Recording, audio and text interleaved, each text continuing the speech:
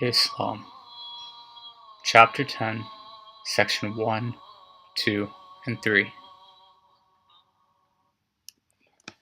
So the beginnings of the religion starts when Angel Gabriel, sent from God, or Allah, tells Muhammad that he is the final true prophet and he is revealed the message of God. And this is known as the Quran.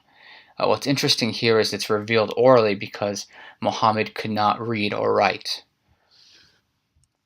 And also you'll notice here the Quran is spelled with a K and a Q. Both spellings are okay. So following this revelation, Muhammad begins to tell people about this, and some people believe him, some people don't. So those who believe him begin to side with him. Those who don't agree with him begin to become his enemies. So as he increases the number of enemies in Mecca, he actually moves away for a while to build up a military through his followers. So once he builds up a big enough military, his believers goes against those who live in Mecca, and there's several battles that occur for several years. And here Muhammad proves to be a true warlord. He is very skilled at warfare. He's a skilled leader, and he helps those who believe in Islam defeat those who live in Mecca.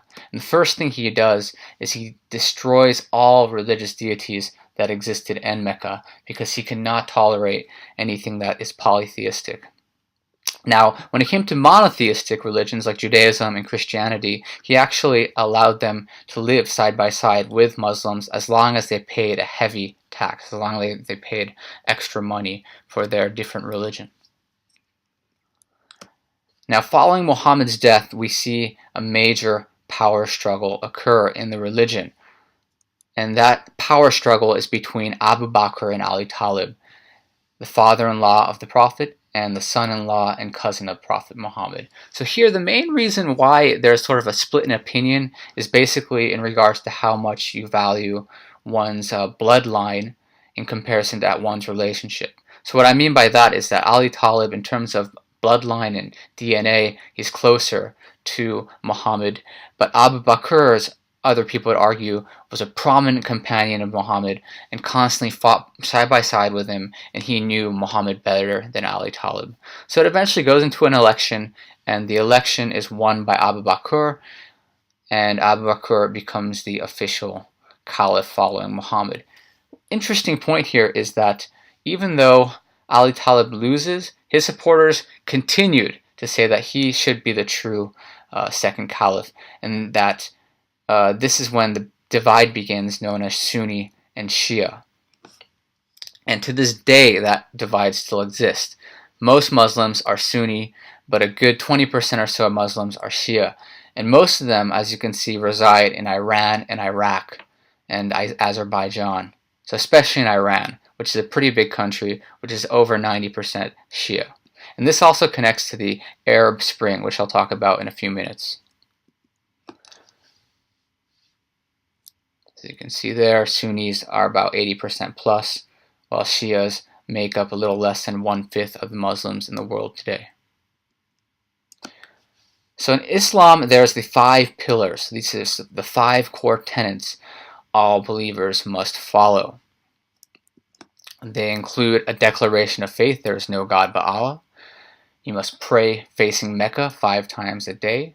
Interesting fact, if you do miss one, there's this 6 time period where people can make up one they missed.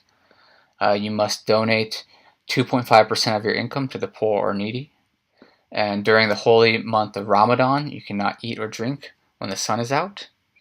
And finally, this is a key point here, if possible, I'll say that again, if possible, Muslims must go on pilgrimage to Mecca once in their life. So there's plenty of Muslims around the world, especially in Northern Africa, who don't have the economic means to go to Mecca. So in that case, they can still be a good practicing Muslim without ever having visited Mecca, without having ever gone on their Hajj. Now, an interesting fact about Eid, that I mentioned earlier, or Ramadan, is that Muslims cannot eat or drink during the daytime. So as you can imagine, for certain people, this becomes especially difficult, like professional athletes. This becomes especially an interesting issue with professional athletes. Here you can see a player celebrating Ramadan, even though he's a professional footballer. And it brings up so there are a segment of Muslims who are allowed to eat during this period, so that includes people who travel. So there's always an interesting debate about whether or not professional athletes should also be part of this exception. So what do you think? So in 2010, December, and up to about 2012, there was something known as the Arab Spring. This was a very interesting time for several reasons. The uprising saw violent protests spread all across various parts of the Middle East, whether it be Tunisia, Egypt, Libya, Yemen, Bahrain, Syria, and some of these protests actually ended up toppling over governments, whether it's in Egypt or Libya, Tunisia. And the reason this connects to the Sunni and Shia, certain parts like Bahrain, there was already a lot of tension between the Shias and Sunnis. And Bahrain's a perfect example because they're majority Shias, but the kings and the royal family there are Sunnis. So there's constant tension between the Sunnis and Shias there. And part of that was how the violence begun there. And a lot of that area of the world continues to be very unstable, whether it be Syria, ISIS having control of certain territories in the Middle East. It's a very highly contentious territory today. Islam today is the fastest growing major religion in the world.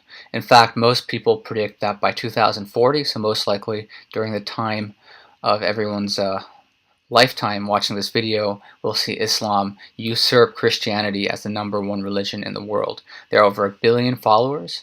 The largest country, surprisingly, in Asia, Indonesia. It continues to be a strong political force, as in there's political parties that base their rules and laws on Islam. Places like Egypt, for example, the Muslim Brotherhood have a lot of power. Around 85 to 90% of Muslims are, that's a typo there, to be Sunni, and the core of Islam continues to be in the Middle East, especially in its stronghold, Mecca.